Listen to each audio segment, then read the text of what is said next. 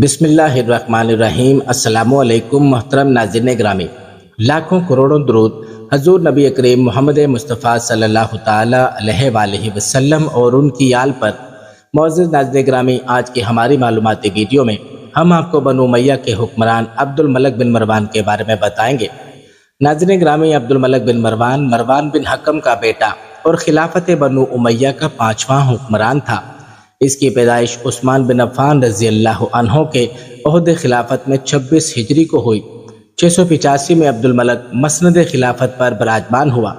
ناظرین، باپ کی وفات کے بعد تخت نشینی کے وقت اس کی عمر 39 سال تھی۔ اس کے باپ مروان نے اپنی زندگی میں ہی خالد بن یزید اور عمر بن سعید کو ولی عہدی سے خارج کر کے اپنے بیٹے عبد الملک کے لیے بیعت حاصل کر لی تھی۔ وہ اموی حکمرانوں میں سب سے زیادہ پڑھا لکھا خلیفہ شمار ہوتا ہے۔ مروان نے اس کی تعلیم و تربیت کی طرف پوری توجہ دی اور اس کی پرورش مدینہ کے علمی ماحول میں ہوئی، مگر اس کے باوجود اس نے تاریخی مظالم کیے۔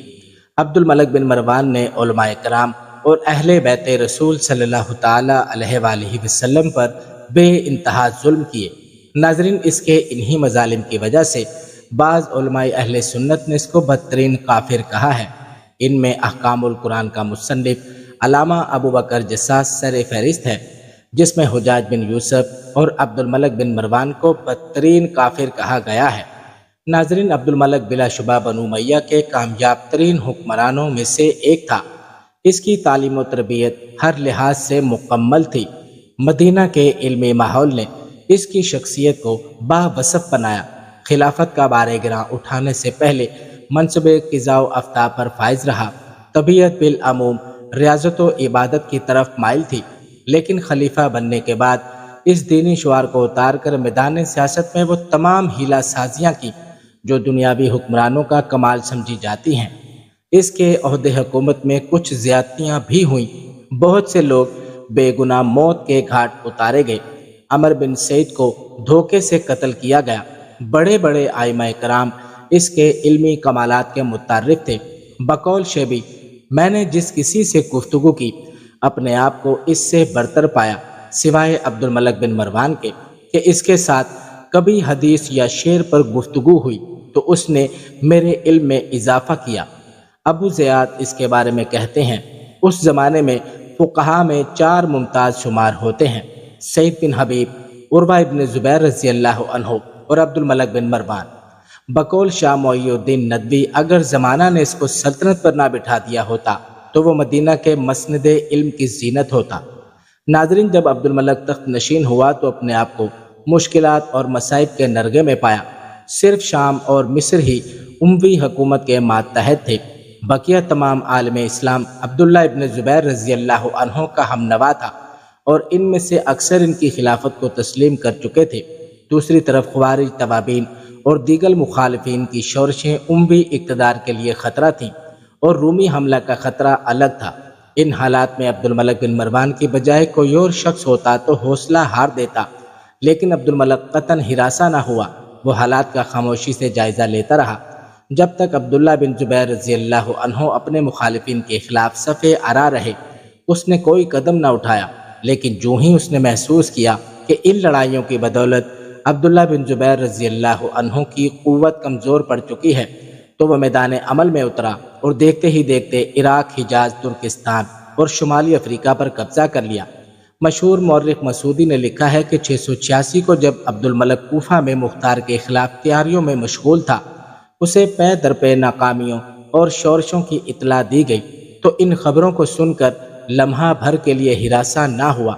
رات بھر ہنستا اور کہکے لگاتا رہا، لیکن اس کی ہر ادا سے اس کے عزم اور استقلال کا اظہار ہوتا تھا۔ یہی عزم و استقلال اس کی کامیابی کا سبب بنا۔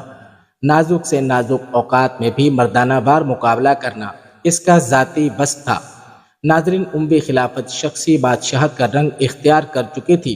مسلمان چونکہ اسلامی تعلیمات کی روشنی میں اسے خلافت راشدہ کی راہ سے ہٹا ہوا سمجھتے تھے، اس لیے وہ دل سے اموی خلافت کے قیام پر خوش ہرگز نہیں تھے۔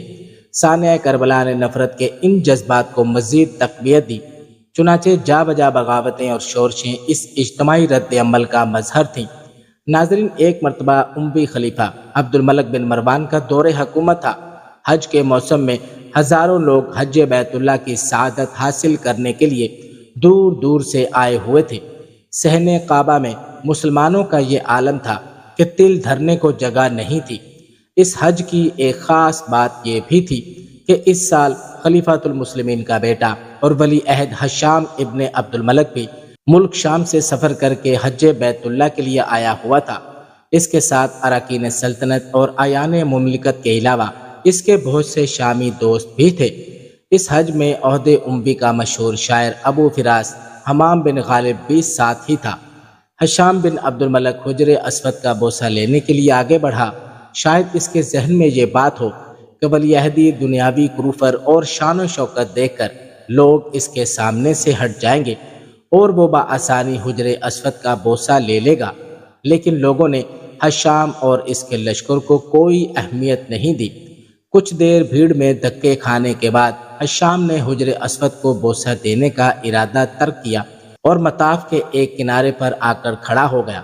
اسی دوران خانوادہ شیر خدا کے چشم و چراغ، خاتون جنت کے لخت جگر، امام عالی مقام کے صاحبزادے امام زین العابدین علی بن حسین رضی اللہ تعالی عنہ صحن کعبہ میں داخل ہوئے۔ جیسے ہی لوگوں کی نظر امام زین العابدین رحمۃ اللہ علیہ کے چہرہ انور پر پڑی، بھیڑ کائی کی طرح پھٹ گئی۔ آپ پورے اطمینان کے ساتھ حجر اسود کے پاس پہنچے اور اس کو بوسہ دے کر طواف کا آغاز کیا۔ دوران طواف آپ رضی اللہ عنہ جس طرف سے بھی گزرتے، لوگ ادب و احترام سے ایک طرف ہٹ جاتے۔ حشام کے ساتھ جو لوگ شام سے آئے تھے ان کے لیے یہ بہت حیرت انگیز نظارہ تھا، کیونکہ وہ کچھ دیر پہلے مملکت بنو امیہ کے ولی عہد کی قدر و منزلت دیکھ ہی چکے تھے۔ انہی میں سے کسی شخص نے حشام سے پوچھا کہ یہ کون ہے؟ حشام امام زین العابدین رحمۃ اللہ علیہ کو خوب اچھی طرح جانتا پہچانتا تھا، مگر وہ پہلے ہی ان شامیوں کے سامنے خفت محسوس کر رہا تھا۔ اس نے سوچا اگر اس نوجوان کے بارے میں ان کو بتاؤں تو کہیں یہ شامی انہی کی طرف مائل نہ ہو جائیں۔ یہ سوچ کر اس نے تجاہل عارفانہ برتتے ہوئے ایک گونا اہانت امیز لہجے میں جواب دیا کہ میں نہیں جانتا یہ کون ہے۔ ابو فراس قریب ہی کھڑا ہوا تھا۔ اس کو اہل بیت نبوت کی یہ بات برداشت نہیں ہوئی۔ اس کی اسلامی غیرت بیدار ہوئی اور وہ شامی کی طرف متوجہ ہو کر بولا کہ میں ان کو جانتا ہوں، مجھ سے پوچھو یہ نوجوان کون ہے۔ شامی نے کہا بتاؤ یہ کون ہے؟ پرزدق نے امام زین العابدین رضی اللہ عنہ کی شان ایک فصیح و بلیغ قصیدہ برجستہ سنا دیا۔ اس نے کہا کہ یہ وہ مقدس شخصیت ہے کہ جس کے نقش قدم کو وادی بطحا یعنی مکہ مکرمہ پہچانتی ہے۔ بیت اللہ اور حل و حرم سب ان کو جانتے پہچانتے ہیں۔ یہ تو اس ذات گرامی کے لخت جگر ہیں جو اللہ کے تمام بندوں میں سب سے افضل ہیں، یعنی حضور اکرم صلی اللہ علیہ وآلہ وسلم۔ یہ پرہیزگار، تقوی والے، پاکیزہ، صاف ستھرے اور قوم قریش کے سردار ہیں۔ ناظرین، 705 میں مختصر سی علالت کے بعد عبد الملک نے وفات پائی اور دمشق میں دفن ہوا، اور مدت خلافت تقریباً 21 برس تھی۔ اپنی زندگی میں اپنے دونوں لڑکوں ولید بن عبد الملک اور سلیمان ابن عبد الملک کو یکے بعد دیگرے جانشین نامزد کر چکا تھا۔